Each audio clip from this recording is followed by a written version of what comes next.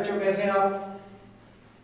ठंड बहुत पड़ रही है तो ठंड का मज़ा भी लीजिए, आनंद लीजिए और मन लगा के पढ़ाई कीजिए, क्योंकि अब एग्जाम तो पास में आने वाले हैं। जितना ही आप ठंड में पढ़ाई कर लेंगे उतना ही आप लोगों के लिए लाभदायी होगा, क्योंकि यही अब 1 महीना 1.5 महीना जो बचा है, जितनी आप इसमें कड़ी से कड़ी मेहनत करेंगे उतना आपका बेहतर से बेहतर परिणाम आएगा।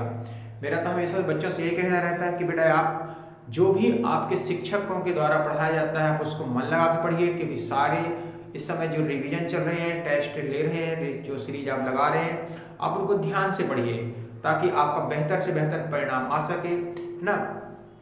तो मेरी हमेशा से बच्चों से यही उम्मीद रही है कि बच्चे जो भी हमारे द्वारा बच्चों को बताया जाता है आप उनका बेहतर से बेहतर तरीके से ध्यान दें, पढ़ें और अपने मम्मी पापा का नाम, अपने शिक्षक का नाम, अपने समाज का नाम उच्च श्रेणी तक रोशन करें। तो आज हम देखते हैं चैप्टर नंबर 10 में आज हम देखते हैं चैप्टर नंबर 10 सर्कल। इसमें देखते हैं व्रत। इससे प्रमेय जो है, इसके प्रमेय बहुत ही महत्वपूर्ण है जो लगातार बोर्ड एग्जाम परीक्षाओं में पूछे जाते हैं। तो आज हम देखते हैं प्रमेय है कि किसी वृत्त के बाह्य बिंदु से खींची गई स्पर्श रेखाएं तुल्य होती हैं। तो स्पर्श रेखाएं हम जानते हैं वृत्त में एक वृत्त जो है, एक वृत्त में अनंत स्पर्श रेखाएं खींची जा सकती हैं। थोड़ा सा मैं आपको इसका बेसिक बता देता हूँ। जैसे एक वृत्त है, सर्कल है, तो ये वृत्त है, इस वृत्त पर हम अनंत स्पर्श रेखाएं खींच सकते हैं। कैसे? देखिए, जितना ज्यादा बड़ा वृत्त होगा उतनी ज्यादा स्पर्श रेखाएं होंगी। जैसे ये एक स्पर्श रेखा ये हो गई, एक स्पर्श रेखा ये हो गई, एक स्पर्श रेखा ये स्पर्श रेखा। स्पर्श का मतलब होता है जो वृत्त को किसी एक बिंदु पर प्रतिच्छेद, वृत्त को किसी एक बिंदु पर स्पर्श करके निकल जाए। स्पर्श का मतलब छूकर निकल जाए, वो कहलाती है स्पर्श रेखा। तो अब जैसे इतनी बड़ी विशाल पृथ्वी है ना, तो एक इतनी बड़ी विशाल पृथ्वी पर कई स्पर्श रेखाएं हो सकती हैं, है ना, जो उस पर ऐसे छूकर निकल जाती है, केवल इतना से छूकर निकल जाती है। ये सब क्या है? ये स्पर्श रेखा है जो उसको काटे ना, अगर काटेगी तो प्रतिच्छेदी हो जाएगी। तो यहाँ पर स्पर्श रेखाएं होती हैं। तो हमको ये बताना है कि क्वेश्चन हमारा कि किसी वृत्त के बाह्य बिंदु से खींची गई स्पर्श रेखाएं बराबर या तुल्य होती है। तुल्य का मतलब होता है बराबर होती है। तो यहाँ हम देखते हैं ये तुल्य का मतलब होता है बराबर होती है। तो हमको ये सिद्ध करना है। तो हम देखते हैं ये एक हमारा वृत्त है, ये वृत्त है हमारा। अब इस वृत्त पर ये वृत्त है, ये वृत्त का केंद्र बिंदु क्या आता है? मध्य बिंदु है ना। वृत्त पर एक बाह्य बिंदु है, तो ये वृत्त का बाह्य बिंदु हमने एक बिंदु P लिया, ये वृत्त का बाह्य बिंदु P है। तो अब हमने क्या किया? वृत्त के बाह्य बिंदु से स्पर्श रेखा है, तो हम देख रहे हैं ये स्पर्श रेखा खींच दी हमने। ये स्पर्श रेखा होती है जो वृत्त को, ये स्पर्श रेखा है ये, तो यहां से भी हमने वृत्त पर स्पर्श रेखा खींच दिया, ये छूकर निकल जाती है, इसको स्पर्श रेखा कहते हैं। जो वृत्त किसी एक बिंदु पर छूकर निकल जाए वही हमारी क्या है? स्पर्श रेखा होती है। ये तो ये वृत्त की स्पर्श रेखा है,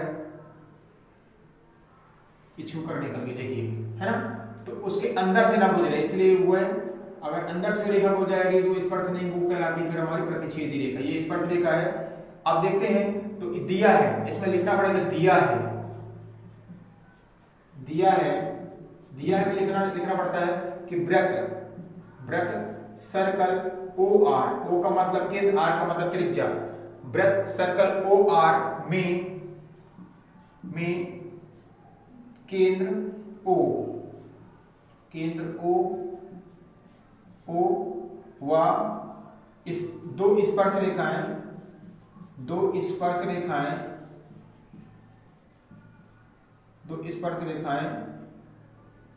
ये इसका नाम देना A, इसका नाम देना B। तो PA व PB हैं दो स्पर्श रेखा। कौन कौन सी हैं? देखो, वृत्त सर्कल OR में केंद्र O व दो स्पर्श रेखाएं PA व PB हैं। ये प्रश्न हमारा केवल इतना लिखा होगा बस, और आपको इसके बारे में सिद्ध करना होता है ना। तो ये जो डायग्राम होता है, डायग्राम को देखकर हम इसके बारे में लिखते हैं। स्पर्श रेखा है ना। तो देखिए यहाँ पर ये PA और PB दो स्पर्श रेखा है, तो हमारा क्वेश्चन क्या है कि स्पर्श रेखा तुल्य होती है। तो ये हो गया, और हमको सिद्ध क्या करना है कि दोनों स्पर्श रेखा कैसी होती है, बराबर सिद्ध करना है। तो सिद्ध करना है, हमें लिखना पड़ेगा कि PA बराबर PB, ये दोनों क्या स्पर्श रेखा है, दोनों स्पर्श रेखा बराबर होगी। क्योंकि देखिए अब इसमें हमको रचना करनी पड़ेगी, तो ये रचना हम करते हैं। तो रचना हमने ये किया, रचना में किया कि केंद्र O, ये केंद्र O है, देखिए केंद्र O, केंद्र O से हमने किसको मिलाया, A को, केंद्र O से किसको मिलाया, B को, और केंद्र O को किससे मिलाया हमने, P से मिलाया। क्या लिखना, केंद्र O को, केंद्र O को P, A व B से मिलाया। ये डॉट लाइन जो है ये रचना को दर्शाती है। इतना हमने किया। इसका हम करेंगे इसमें उपपत्ति, उपपत्ति प्रूफ करेंगे, इसको हम प्रूफ करेंगे। तो आपको मैंने एक चीज अभी बेसिक में बता देता हूं कि जो केंद्र होता है, देखो ये स्पर्श रेखा होती है, तो केंद्र और स्पर्श रेखा के बीच की दूरी त्रिज्या कहलाती है ना। केंद्र और स्पर्श रेखा, ये स्पर्श बिंदु है, ये ए भी स्पर्श बिंदु है, यहाँ बी भी स्पर्श बिंदु, और PA स्पर्श रेखा है। तो हमेशा याद रखना, जो वृत्त की जो त्रिज्या होती है वो स्पर्श रेखा पर लंब होती है। वृत्त की त्रिज्या स्पर्श रेखा पर लंब होती है। इस तरह देखिए, ये तो ये केंद्र हुआ और ये स्पर्श रेखा हुई। तो देखिए स्पर्श बिंदु कहलाएगा, ये A और ये B हो गया। देखिए तो ये केंद्र हो गया, तो ये लंब है, लेकिन वृत्त की तो त्रिज्या है, तो वृत्त की त्रिज्या जो होती है स्पर्श रेखा पर लंब होती है। देखो 90 डिग्री कोण बनाया इसने। इसका एक प्रमेय भी है, सिद्ध करने का कथन भी है कि वृत्त की जो त्रिज्या होती है स्पर्श रेखा पर लंब होती है, सिद्ध कीजिए। ये क्वेश्चन है ना। तो हम देखते हैं यहाँ पर, देखिए तो 90 डिग्री कोण बनाएंगे। देखो यहाँ भी 90 डिग्री का, यहाँ भी 90 डिग्री कोण बनाएंगे यहाँ पर, और 90 डिग्री सामने वाली भुजा हमेशा कर्ण मानी जाती है, तो ये कर्ण कहलाएगी, यहां से ये भी कर्ण कहलाएगी, है ना। तो हम देखते हैं दो त्रिभुज लेते हैं, है ना। तो यहां पर क्या हो जाएगा, दो त्रिभुज हमने क्या लिया, PAO, व त्रिभुज क्या लिया, PBO में।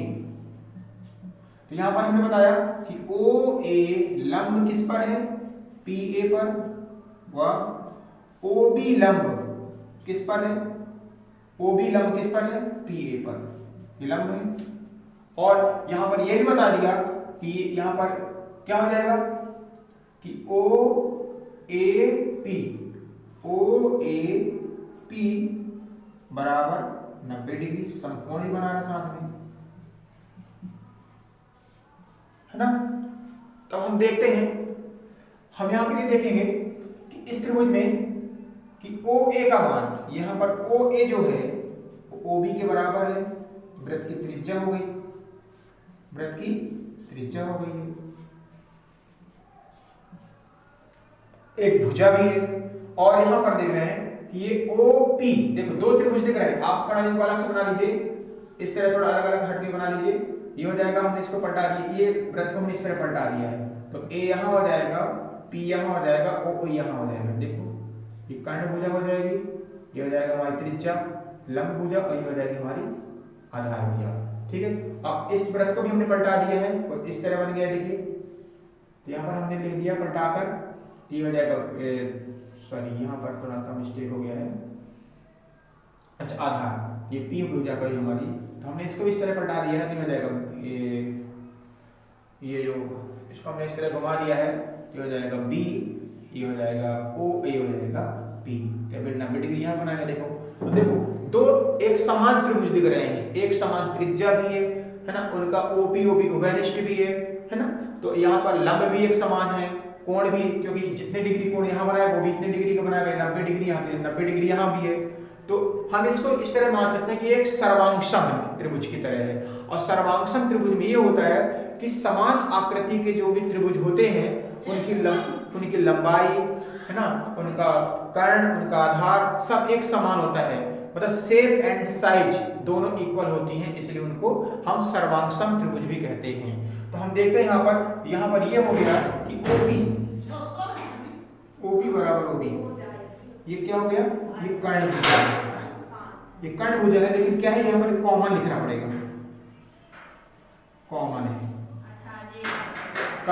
कर्ण भुजा तो, लेकिन क्या है कॉमन, दोनों त्रिभुज में देखिए, देखो दोनों त्रिभुज में इक्वल है ना। और यहाँ पर ये हो जाएगा एंगल, हम देख रहे हैं एंगल क्या हो जाएगा OAP बराबर है एंगल OBP के। देखिए आप देखिए OAP देखो दोनों में देखो जरा 90 डिग्री कोण बना रहा है, तो ये कितने डिग्री यहाँ लिखा जाएगा 90, मतलब कौन सा कोण है, समकोण है ना।